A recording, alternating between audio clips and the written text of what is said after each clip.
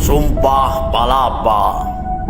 Saya Gajah Mada, Patih Amangkubumi, tidak akan melepaskan puasa. Jika telah mengalahkan Nusantara, saya baru akan melepaskan puasa. Jika mengalahkan Gurun, Seram, Tanjung Pura, Pahang, Tompo, Bali, Sunda, Palembang, Tumasik, demikian saya baru akan melepaskan puasa. Sumpah tersebut tercatat pada manuskrip kuno Pararaton. Sumpah itu diikrarkan pada tahun 1334 di hadapan para menteri yang berkumpul di Panangkilan menghadap Sang Rani Majapahit, Tribhuwana Tunggadewi. Di hadapan Sang Rani dan para menteri, itulah Gajah Mada yang baru diangkat menjadi Mahapati mengikrarkan sumpahnya, yang kemudian dikenal dengan Sumpah Palapa atau Sumpah Penyatuan Nusantara. Namun Sumpah Gajah Mada itu menimbulkan kegemparan. Para petinggi kerajaan merespon dengan negatif.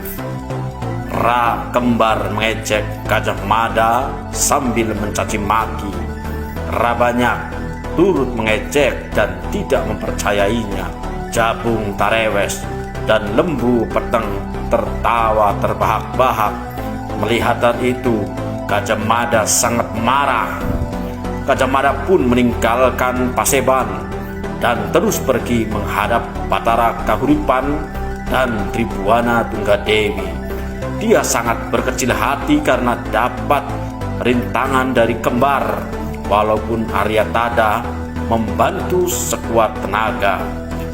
Aryatada memang pernah berjanji akan memberi bantuan dalam segala kesulitan kepada Gajah Mada.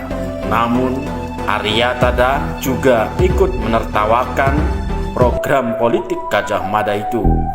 Pada hakikatnya, Aryatada alias Empu Krewes tidak rela melihat Gajah Mada menjadi Patih Amangkubumi sebagai penggantinya. Gajah Mada merasa dihina.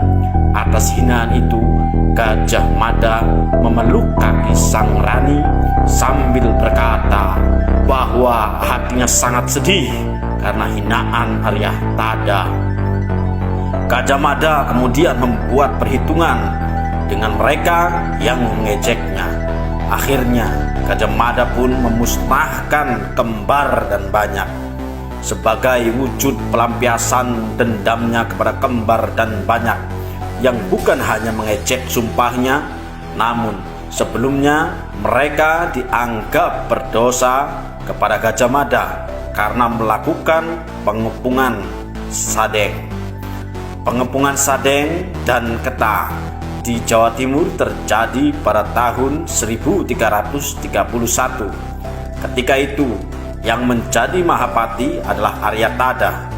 Dia menjanjikan kepada Gajah Mada sepulang dari penaklukan Sadeng, dia akan diangkat menjadi Patih, bukan Mahapati. Alangkah kecewanya Gajah Mada karena Kembar mendahulunya mengepung Sadeng.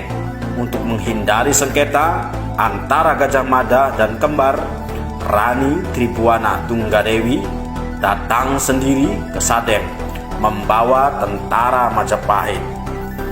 Kemenangan atas Sadeng tercatat atas nama Sang Rani sendiri. Semua peserta penaklukan Sadeng dinaikkan pangkatnya. Gajah Mada mendapat gelar Angabehi dan Kembar dinaikkan sebagai Bekel Araraman. Saat itu Gajah Mada sendiri telah menjadi Patih Daha. Kemenangan atas Ketah dan Sadeng memberikan ilham untuk menjalankan politik Nusantara. Gajah Mada melaksanakan politik penyatuan Nusantara selama 21 tahun yakni antara tahun 1336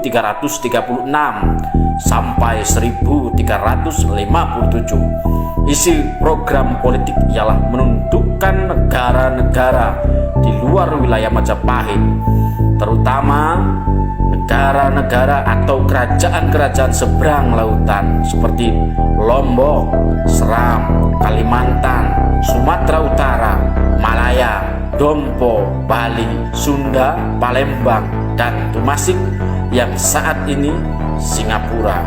Bahkan dalam kitab Nagara Kertagama Pupuh 13 dan 14, nama-nama negara yang disebutkan jauh lebih banyak daripada yang dinyatakan dalam Sumpah Nusantara. Demikianlah dapat dipastikan bahwa program politik Nusantara itu benar-benar dilaksanakan oleh Pati Amangkubumi Gajah Mada selama masa jabatan 21 tahun. Setelah itu dia amukti palapa atau beristirahat.